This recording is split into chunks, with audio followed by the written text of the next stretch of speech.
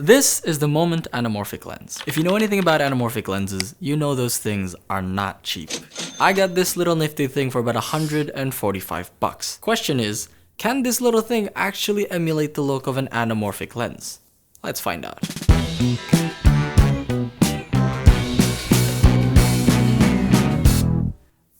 There are three qualities that I'd look for in an anamorphic lens. First of all, flares.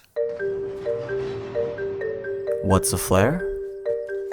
This is a flare.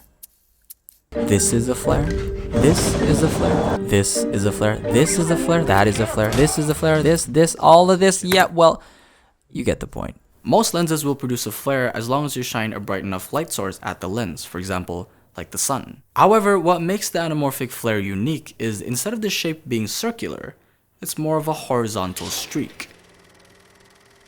Now let's take a look at the Moment lens. Does it flare?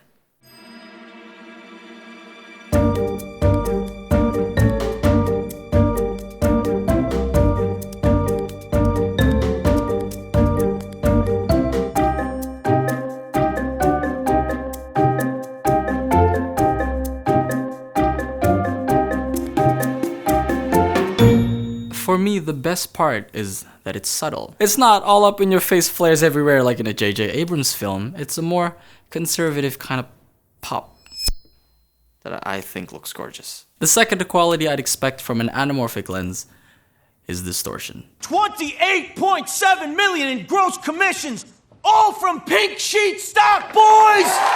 Modern lenses strive for minimal distortion. Anamorphic lenses are distorted by design. Curved lines, the result of either pincushion or barrel distortion, makes the image truly unique. Now let's take a look at the Moment lens.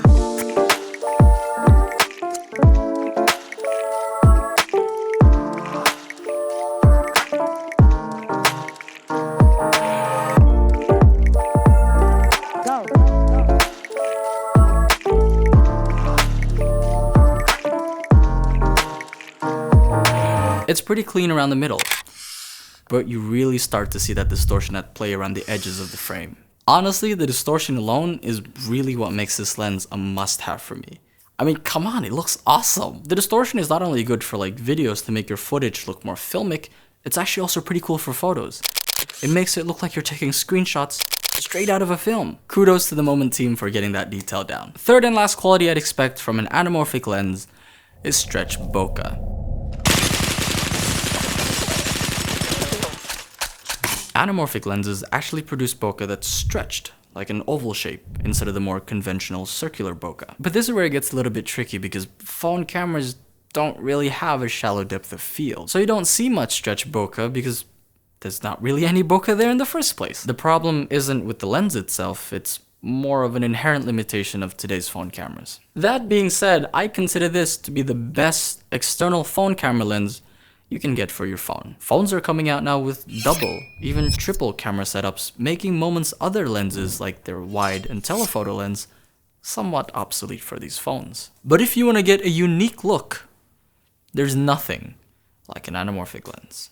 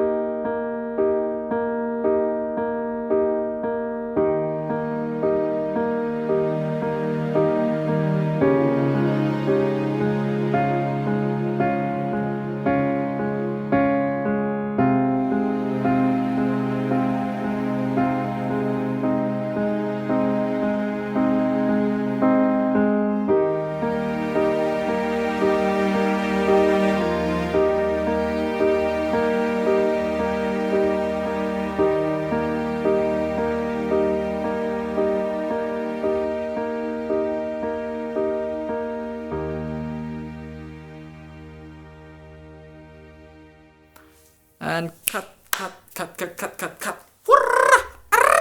I think we're done.